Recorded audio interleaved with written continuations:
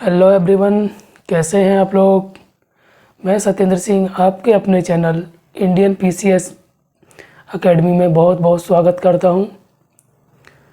तो हमारी जो भी श्रृंखला चल रही है, मैं यही आपसे आशा करूंगा कि आप लोगों को अच्छे से समझ में आ रही होगी, क्योंकि जो थोड़ा कंटेंट है थोड़ा डीप में जा रहा है। तो आप लोग जो भी पहली बार पढ़ रहे हैं तो उनको क्या होता है, वन लाइनर यानी फैक्ट वाइज फैक्ट चीज़ पढ़ने की आदत होती है, उनको पसंद भी आती है। पहले मैं भी यही करता था कि मुझे भी ऐसे ही पसंद आता था कि मुझे फैक्ट वाइज फैक्ट करा दो और कंटेंट पूरा ख़त्म करा दो।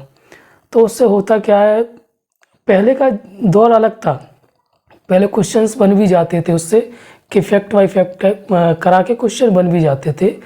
लेकिन अब जो एग्ज़ाम हमारा आने लगे हैं, पेपर्स आने लगे हैं, उसमें ऐसा नहीं होता है। जब तक हम पूरा कॉन्सेप्ट और डीप में नहीं पढ़ेंगे तब तक हमसे क्वेश्चन नहीं बनेंगे, है ना। तो क्लास को स्टार्ट करने से पहले और जानकारी देने से पहले मैं आपको बता देना चाहता हूँ, जो भी स्टूडेंट किसी भी कॉम्पिटिटिव एग्ज़ाम की तैयारी कर रहे हैं, कोई भी कॉम्पिटिटिव एग्ज़ाम हो, ठीक है। जैसे कि मैं एग्ज़ाम्पल में आपको दे देता हूँ, जैसे एसएससी हो गया, रेलवे हो गया, एनटीपीसी, पुलिस, एसआई, पटवारी, पीएससी, कोई भी कॉम्पिटिटिव एग्ज़ाम अगर आप देना चाहते हैं और आपको फ्री में ऑफलाइन और ऑनलाइन फ्री में अगर कोचिंग चाहिए या नोट्स चाहिए, कोई कंटेंट चाहिए मुझसे, तो आप मुझे बता सकते हैं। मैं वीडियो में अपना नंबर दे देता हूं और अब मैं डिस्क्रिप्शन में भी अपना नंबर दे दिया करूंगा, ठीक है। फिर से दोहरा देता हूं मैं कि जो भी स्टूडेंट किसी भी कॉम्पिटिटिव एग्ज़ाम की तैयारी, जो मैंने पीछे बताए हैं वो एग्ज़ाम कर रहे हैं वो तैयारी, तो उनके लिए फ्री में कंटेंट, फ्री में ऑफलाइन क्लास और ऑनलाइन क्लास फ्री में मैं उपलब्ध यहाँ पे कराऊंगा। और अगर लोग बाहर से नहीं आ पाते हैं, जैसे मैं ग्वालियर का निवासी हूँ, आप सभी को पता है ग्वालियर कहाँ पर है, एमपी, ठीक है। तो ग्वालियर के आसपास के जो भी विद्यार्थी क्लास लेना चाहते हैं फ्री में ऑफलाइन ऑनलाइन, वो आकर क्लास ले सकते हैं, ठीक है। ना तो आपसे किसी नोट्स के पैसे लिए जाएंगे। देखो, मैं जो यहाँ पर कंटेंट आपको कराऊंगा वो कंटेंट हमारा रहेगा पीडीएफ फॉर्म में। तो मैं जो कंटेंट दूंगा वो किस फॉर्म में दूंगा, आपको कंटेंट दूंगा मैं पीपीटी फॉर्म में या पीडीएफ फॉर्म में, ठीक है। बस आपका जो खर्चा रहेगा, जैसे मैंने आपको इससे आपको पीडीएफ दिया, तो इसको आप अपने किसी भी होम टाउन पर, आप किसी भी सिटी में रहते हैं, ग्वालियर में रहते हैं, जहाँ भी अभी आप रहते हैं, तो जो भी आपके यहाँ का चार्ज होगा, जैसे मेरे यहाँ का जो चार्ज है, जैसे पीडीएफ में एक पेज होता है तो उसका 50 पैसा होगा। अगर 2 पेज हो गए यानी एक साइड का कितना है 50 पैसा, दोनों साइड का कितना हो गया 1 रुपये हो गया। यानी जो हमारी पीडीएफ होती है उसमें 1 पेज, 2 पेज, 3 पेज, 4 पेज, तो टोटल 4 पेज अगर आपको पीडीएफ में दिखेंगे तो उसके कितने रुपए लगेंगे, 2। तो आपके यहाँ पर इससे कम भी हो सकता है, थोड़ा ज़्यादा भी हो सकता है। तो आप अगर ग्वालियर के आसपास है, आपके यहाँ पे ये सुविधा नहीं, तो ग्वालियर आके आप इकट्ठी पीडीएफ प्रिंट करा सकते हैं, ठीक है। तो वही आपका खर्चा है और इसके अलावा मेरे पास या मैं आपसे कोई भी पैसा नहीं लूँगा। जो भी कंटेंट मैं आपको दूंगा फ्री दूंगा। चाहे यहाँ पर जैसे आप मेरे कोई कोचिंग नहीं है, यहाँ पर मैंने ऑफलाइन ही पढ़ाया था, मैं घर से ही एक मैंने इंस्टीट्यूट आपका बना रखा है, तो यहीं से मैं ऑनलाइन पढ़ाता हूँ। आपको जो भी स्टूडेंट पढ़ना चाहता है मैं उसको यहीं से पढ़ाऊँगा, अपने घर से पढ़ाऊँगा। आपके मन में ये सवाल आ सकता है कि घर से पढ़ाने वाला बंदा हमारे लिए क्या कर देगा, तो आपके मन में आ सकता है, लेकिन आप फिर भी फ्री में पढ़ा रहा हूँ। फ्री में पढ़ाने का मतलब ये नहीं है कि मैं यहाँ पर आपका टाइम पास कराऊंगा। आप यहाँ पर पढ़िए, प्रैक्टिस सेट लगाइए, आपको लगेगा कि सर कुछ अच्छा करा रहे हैं, डीप में करा रहे हैं और हमारे लिए बहुत महत्वपूर्ण है। क्लियर हो गया, ठीक है ना। तो फिर से मैं आपको यहीं पर अपना नंबर दे देता हूँ, 9074715365, यही मेरा व्हाट्सअप नंबर है, आप इसी पर कॉल कर सकते हैं, ठीक है।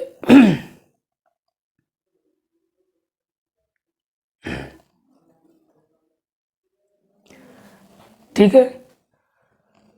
चलिए, ये तो हो गई जो जिनके पास इनकी आर्थिक स्थिति सही नहीं है उनके लिए हो गई, ठीक है ना। अब जो स्टूडेंट ऑनलाइन क्लासेस ले रहे हैं उनको बता देता हूँ कि ये सारे कॉम्पिटिटिव एग्ज़ाम के लिए आप ये क्लास ले सकते हैं। और यहाँ पर मैं जो कंटेंट पीपीटी के फॉर्म में कराता हूँ, तो इस कंटेंट का जो पीपीटी का जो पीडीएफ आप समझिए सीधी भाषा में, टेलीग्राम चैनल पर मैं डाल देता हूँ। अब टेलीग्राम चैनल पर मैं डाल तो देता हूँ, लेकिन आपके मन में ये चीज़ आएगी कि वहाँ तक हम पहुँचेंगे कैसे। तो जो हमारा टेलीग्राम चैनल है, इसके लिंक मैं इस वीडियो में यानी हर वीडियो के डिस्क्रिप्शन में डाल देता हूँ। कुछ एक के वीडियो के डिस्क्रिप्शन में नहीं डाल पाया था, क्योंकि जो यूट्यूब का एक क्राइटेरिया रहता है, नियम रहता है कि कोई भी बाहरी लिंक अगर आप उसके डिस्क्रिप्शन में डालेंगे तो यूट्यूब उसको वेरीफाई करता है पहले, तो उसे वेरीफाई में टाइम लग गया था। वैसे 24 आवर में हो जाता, लेकिन मुझे पहले समझ में नहीं आया था। तो अब मैं हर वीडियो में टेलीग्राम टेलीग्राम चैनल की लिंक डाल दूंगा, तो वहाँ से आप प्रिंट करा लेना, ठीक है। फिर मैं आपको इस टॉपिक के बारे में बता देना चाहता हूँ। इस टॉपिक में हमने लगभग 3 वीडियो बना लिए हैं, और इससे पहले हमने ज्योग्राफी यानी इंडियन ज्योग्राफी के कई टॉपिक स्टार्ट किए थे। उसमें भी अगर आपको कोई भी दुविधा होती है तो आप मुझे बाय कॉल या व्हाट्सअप नंबर या कमेंट के द्वारा कैसे भी आप मुझसे संपर्क कर सकते हैं, ठीक है। बस मेरा जो उद्देश्य है वो है ज़्यादा से ज़्यादा लोगों का सिलेक्शन, और वो भी फ्री में, ठीक है। कोई भी फीस नहीं, सिर्फ फ्री। क्योंकि मैं भी जिस परिवेश से आता हूँ वो बहुत हाई नहीं है ना। तो मैं बस अपने जैसे सबको सोचता हूँ कि जैसे मुझे कोई चीज़ फ्री में यूट्यूब से मिल रही है, भाई ऑफलाइन से नहीं मिल रही है लेकिन यूट्यूब से मिल रही है, लेकिन मैं थोड़ा एक कदम आगे चलना चाहता हूँ। यूट्यूब से तो मिल ही रहा है, लेकिन उसके साथ मैं क्या करना चाहता हूँ, ऑफलाइन भी फ्री में देना चाहता हूँ, ठीक है। चलिए हम चलते हैं अपने टॉपिक की तरफ।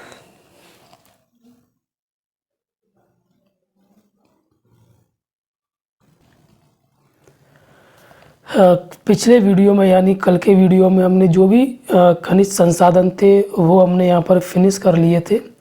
जो भी इम्पोर्टेंट थे उनसे जो भी क्वेश्चंस बन सकते थे उनको हमने यहाँ पे फिनिश कर लिया था। कल जैसा कि मैंने बताया था, हम आज क्या स्टार्ट करेंगे, ऊर्जा के गैर परंपरागत। अब देखो, ये गैर परंपरागत का मतलब क्या होता है, परंपरागत का मतलब क्या होता है, पहले वो समझिए, फिर गैर परंपरागत क्या होता है वो समझिए।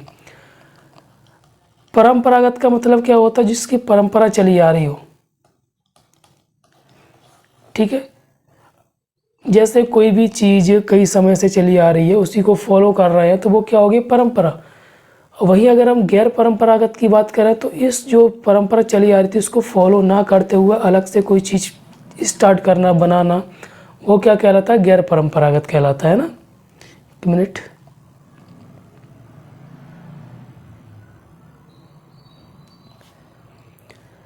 तो ये हमारा जो भी कंटेंट है उसको आपको बहुत आसानी से पढ़ना, धीरे धीरे पढ़ना और केयरफुली पढ़ना है।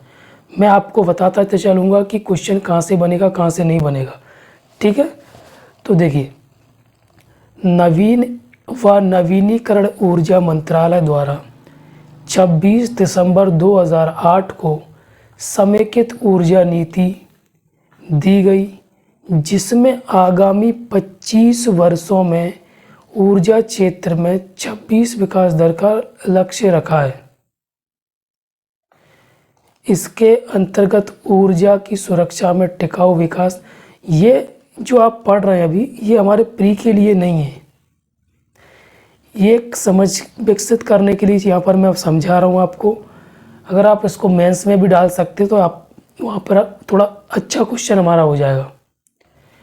हेतु एक रोड मैप तैयार किया गया, जिसमें ऊर्जा बाजार को प्रतिस्पर्धी बनाने, उचित ऊर्जा मूल्य निर्धारण, लक्षित सब्सिडी, सार्वजनिक क्षेत्रों को ऊर्जा कंपनियों की स्वायत्तता व पूर्ण उत्तरदायित्व प्रदान करना, नवीन संसाधनों की खोज के प्रयास आदि लक्ष्य शामिल किए गए हैं। ब्रिटिश लेखक हरमन स्कीयर ने अपने पुस्तक सोलर इकोनॉमी में कहा है कि केवल सौर ऊर्जा ही सार्वभौमिक एवं समान मानव अधिकार की गारंटी प्रदान करता है।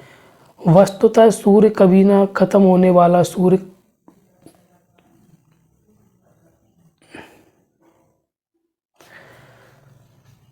कभी ना खत्म होने वाला ऊर्जा का विशाल सोर्स है।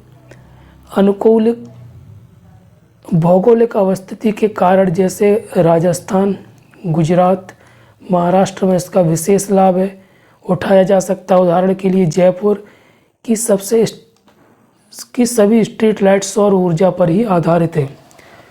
तो इस कंटेंट के अंदर कोई भी हम प्री का क्वेश्चन नहीं बता रहे आपको, ना कोई क्वेश्चन है भी नहीं।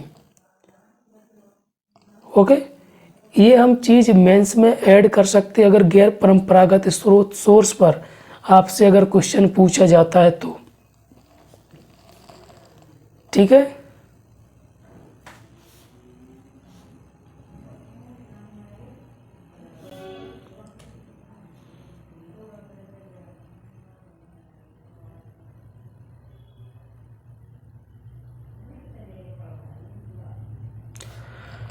चले। सौर ऊर्जा का उपयोग खाना बनाने, जल शुद्धिकरण, विद्युत निर्माण, कमरे को गर्म रखने और फसल सुखाने में किया जाता है। यह ऊर्जा उष्णकटिबंधीय देशों में प्रचुर मात्रा में उपलब्ध है। ये ऊर्जा मतलब जो सौर ऊर्जा है वो कौन से क्षेत्रों में ज़्यादा उपलब्ध हो जाती है? उष्णकटिबंधीय देशों में।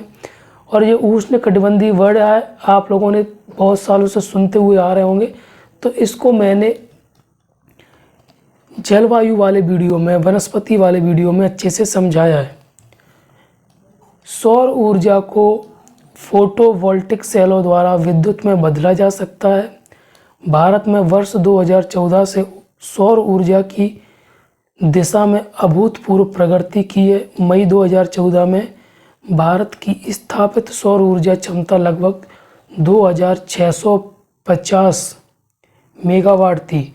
वहीं सितंबर 2019 के तक के आंकड़े हम देखें तो 82,580 सोचिए मेगावाट हो गई है। भारत को सूर्य से वर्ष में 300 दिन औसतन 5 किलोवाट प्रति वर्ग सेंटीमीटर सौर विकिरण प्राप्त होता है। यहाँ से अगर आपको आंकड़े पूछेगा तो अगर हम वर्तमान की बात करेंगे तो ये कितना हो गया होगा? 82,000 है तो ये 90,000 के समथिंग हो गया होगा, या 1 लाख भी हो गया होगा है। और ये आंकड़ा हम कहाँ से उठाएंगे? ये आंकड़ा हम उठाने वाले हैं करंट से। मैं क्या करूँगा, इसके साथ में करंट भी आपको कराता चलूँगा कि सौर ऊर्जा की स्थिति वर्तमान में क्या है।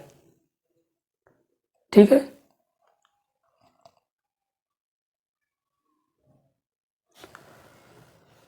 आंध्र प्रदेश में सालजीपल्ली भारत का पहला गांव जिसमें संपूर्ण विद्युतीकरण सौर ऊर्जा से किया गया। अब देखिए यहाँ से हमारा क्वेश्चन शुरू हो गया एमसीक्यू का, तो यहाँ पर आप एमसीक्यू लिख लीजिए या स्टार बना लीजिए।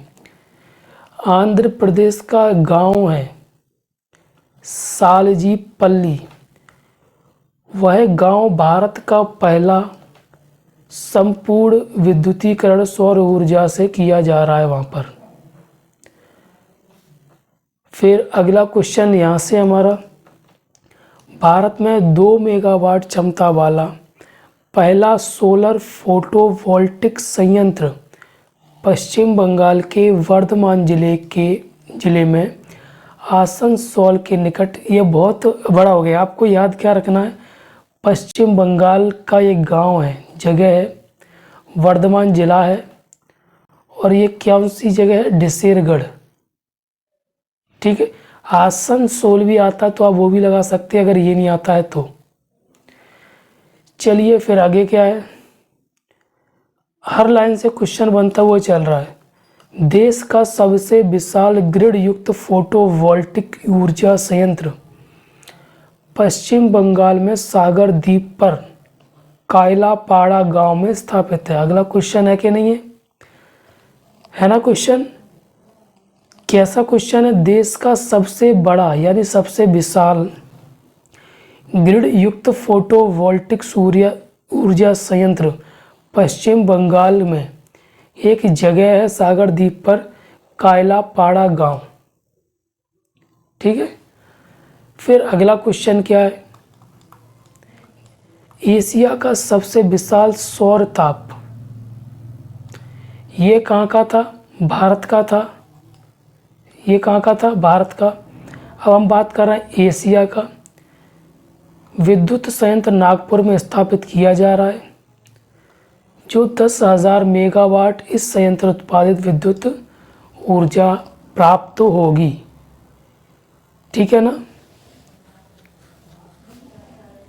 क्लियर, समझ में आ रहा है ना?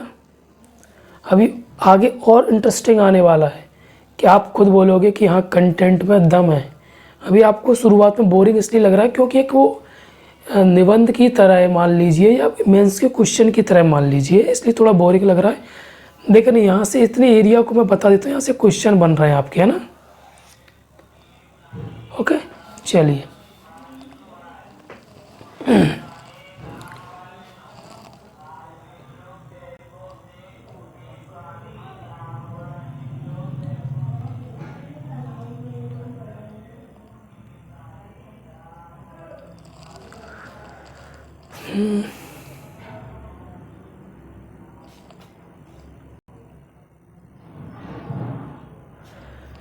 फिर अगला पैराग्राफ यानी अगला पॉइंट क्या कहता है?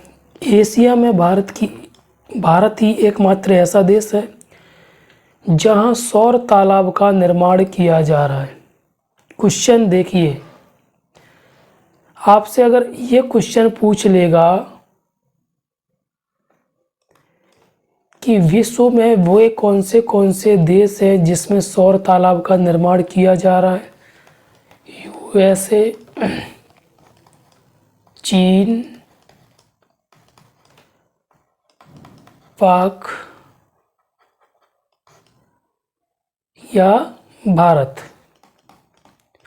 तो इसका सही जो उत्तर होगा वो क्या होगा? भारत। यह सौर तालाब गुजरात में भुज, कच्छ जिला में, कहाँ पर है ये? गुजरात में भुज जगह है, कौन से जिला में आती है? कच्छ जिला में। लक्षद्वीप के बंगराम द्वीप समूह में भेल स्थित भारत का सबसे बड़ा सोलर डीजल हाइब्रिड प्लांट स्थापित किया है। ये भी क्वेश्चन है, इसको आप लिख लीजिए। पूरा कंटेंट एक तरफ रहेगा आपका, और जो प्री के क्वेश्चंस हैं, फैक्ट हैं, वो आप अलग से लिख लीजिए। ठीक है ना?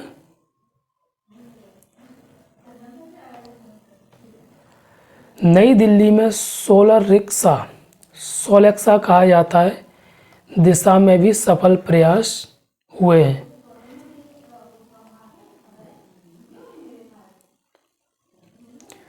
क्लियर होता जा रहा है ना? ये जो मैं अंडरलाइन कर रहा हूँ, ये जो स्टार बना रहा हूँ, ये मान लीजिए एक प्री के क्वेश्चन है। तो आप इनका क्या करेंगे?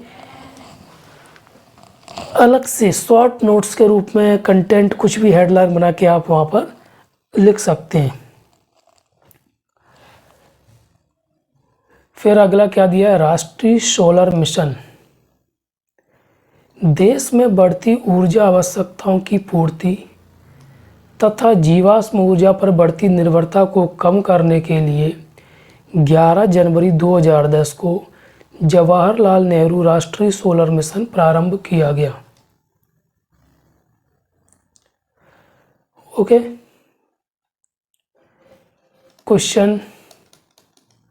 अब बार बार टाइम नहीं बर्बाद करना, आप थोड़ा समझ लीजिए। आप भी इसको जब आप पढ़ेंगे तब खुद इस जगह पर अंडरलाइन करते जाए कीजिए, स्टार बना लीजिए, कुछ भी, तो आपको अलग लगेगा कि हाँ ये इम्पोर्टेंट क्वेश्चन है। तो जब हम जल्दी जल्दी रिवीजन करते हैं तो उतने को ही पढ़ा करें। इस मिशन का जो उद्देश्य है, भारत को सौर ऊर्जा के क्षेत्र में अग्रणी देश बनाना है। यह उन 8 राष्ट्रीय मिशनों में से एक है जो जलवायु परिवर्तन पर भारत की राष्ट्रीय कार्य योजना में शामिल है। यानी जो जलवायु परिवर्तन के लिए जो भी योजनाएं बनाई गई, जो भी मिशन बनाए गए, उसके तहत या उसमें ये शामिल है।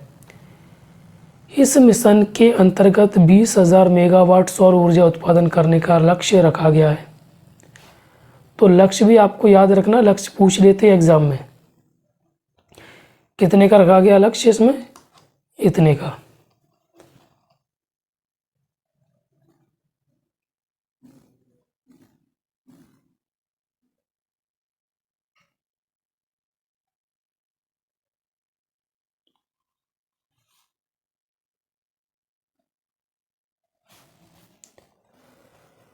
फिर ये अगला पॉइंट क्या बोलता है, इस लक्ष्य को प्राप्त करने के लिए देश में सिलिकॉन वैली के आधार पर अनेक सोलर वैलियों का निर्माण किया जाएगा। ऐसे औद्योगिक क्षेत्र होंगे जहां पारंपरिक विद्युत के स्थान पर सौर ऊर्जा का प्रयोग किया जाएगा। इस मिशन में अस्पताल, होटल, गेस्ट हाउस आदि में सोलर वाटर हीटर को अनिवार्य करना, सोलर थर्मल पावर प्लांटों का वाणिज्य विकास आदि शामिल है। सौर ऊर्जा संयंत्र की स्थापना का प्रारंभिक निवेश काफ़ी अधिक है, परंतु वर्षों के बाद इसकी उत्पादन लागत में क्रमशः कमी आने लगी है। तो ये हम जो इतना ये पढ़ रहे हैं ना, ये सब चीज़ हम मेंस के लिए है, ये प्री के लिए नहीं है। तो इसको आप पढ़ लेना कंटेंट में बस, ठीक है।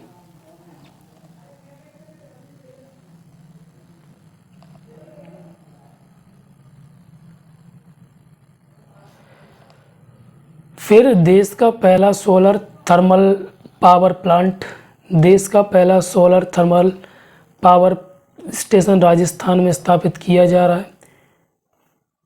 ये क्वेश्चन है ना, ठीक है। जैसलमेर में नोखा में स्थापित होने वाला प्लांट की क्षमता 50 मेगावाट होगी। इसमें पावर हीटिंग टेक्नोलॉजी का प्रयोग किया जाएगा। इस टेक्नोलॉजी के प्रयोग से इस सोलर पावर प्लांट की ऊर्जा उत्पादन क्षमता 1.5 गुनी हो जाएगी। इस तकनीकी से बिजली का वाणिज्य उत्पादन वर्तमान समय में केवल अमेरिका में हो रहा है। भारत विश्व का दूसरा ऐसा देश होगा जिस तकनीकी के विद्युत वाणिज्य उत्पादन करेगा। तो पहला इस विधि से कौन उपयोग कर रहा है? अमेरिका भी वर्तमान में कर रहा है, लेकिन दूसरा देश कौन सा हो जाएगा? हमारा प्यारा भारत, ठीक है।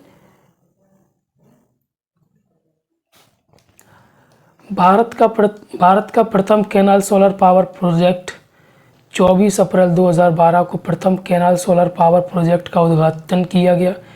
यह प्रोजेक्ट गुजरात के महेसाण जिले के चंद्रसण गांव के पास नर्मदा नहर के ऊपर बनाया गया। गुजरात राज्य विद्युत कॉर्पोरेशन लिमिटेड द्वारा निर्मित कैनाल पर बने प्रोजेक्ट से बिजली का उत्पादन होता है। भारत के प्रथम कैनाल सोलर प्लांट प्रोजेक्ट से प्रतिवर्ष 6 लाख यूनिट बिजली का उत्पादन करने का लक्ष्य रखा गया है, ठीक है। चलिए, सबसे बड़ा सोलर थर्मल प्लांट, देश का सबसे बड़ा सोलर थर्मल प्लांट लुधियाना जिले के गांव, कौन सा गांव? कनेज, कब स्थापित किया गया था? ये डेट दी गई है। इस उद्योग से निकलने वाले दूषित जल को वैज्ञानिक विधि से स्वच्छ करेगा। देखो, ऊर्जा उत्पादन तो करेगा ही वो, लेकिन उसके साथ ये काम भी करेगा। यह प्लांट कंगारू इंडस्ट्री लिमिटेड द्वारा स्थापित किया जा रहा है, जो 1 लाख लीटर पानी प्रतिदिन साफ करेगा। तो एक तीर से 2 निशाने की कहावत आपने सुनी है, वही काम यहाँ पर किया जा रहा है। फिर देश का प्रथम सोलर जल संयंत्र नागालैंड के सार्वजनिक स्वास्थ्य इंजीनियरिंग विभाग ने 13 जून 2014 को कोहिमा के तसीसीमा गांव में सौर ऊर्जा द्वारा संचालित जल शोधन परियोजना का उद्घाटन किया। इसके साथ ही नागालैंड में इस प्रकार की नवीन प्रौद्योगिकी के उपयोग से जल में विद्यमान 99 मतलब 100% मान लो जीवाणु समाप्ति को पूरा 100% इसलिए नहीं बोला जाता। जैसे भी आप कोई ऐड देखते हैं, डिटॉल का आपने ऐड देखा,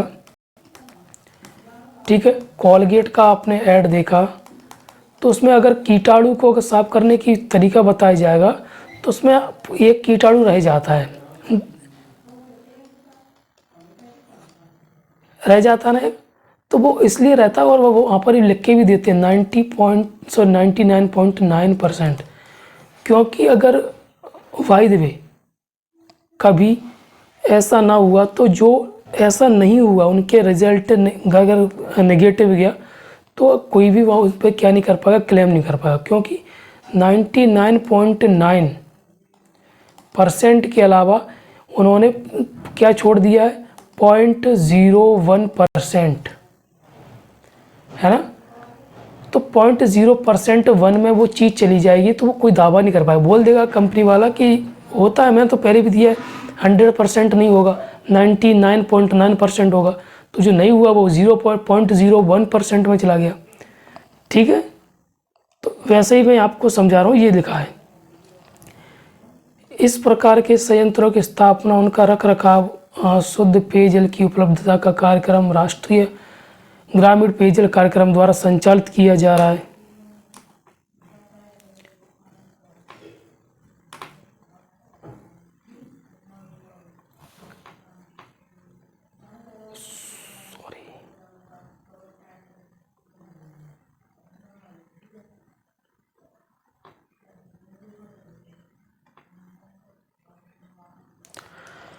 फिर दिया गया Kurnool ultra mega solar park. Andhra Pradesh के कुरनूल में सोलर पार्क की स्थापना की गई, जिससे 100 मेगावाट क्षमता वाला संयंत्र किसी एकल स्थान पर स्थापित विश्व का सबसे बड़ा सौर ऊर्जा संयंत्र है। देखो मैं जल्दी जल्दी करा रहा हूँ, लेकिन आप क्वेश्चन बनाते चलना है ना, क्योंकि थोड़ा जो हमारा सेशन है वो लंबा हो जाता है। लंबा मतलब ज़्यादा वीडियो बन जाते हैं तो उसमें प्रॉब्लम आती है। इस संयंत्र की स्थापना Andhra Pradesh solar power corporation द्वारा की गई थी, जिसमें solar energy corporation of India का कितनी भागीदारी है, 50%।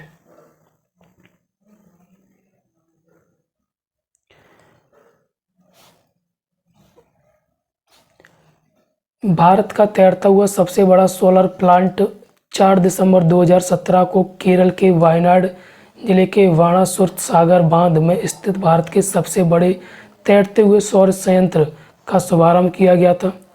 ये कितनी बिजली उत्पादन करता है, कितने पैनल लगाए गए हैं, ठीक है, प्रत्येक पैनल की जो सौर क्षमता है वो कितनी है, क्लियर है ना, समझ में आता जा रहा है ना आपको।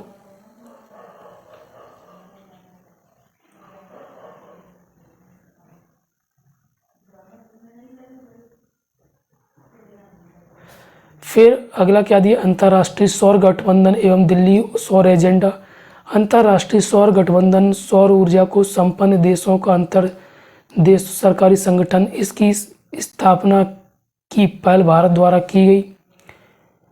इतने इसके सदस्य हैं, ठीक है, और इसका आयोजन कब किया गया था। बस इतनी, ये इससे क्वेश्चन नहीं पूछे जाएंगे, बस मुझे देना तक, ताकि कोई चीज़ छूटे ना आपसे।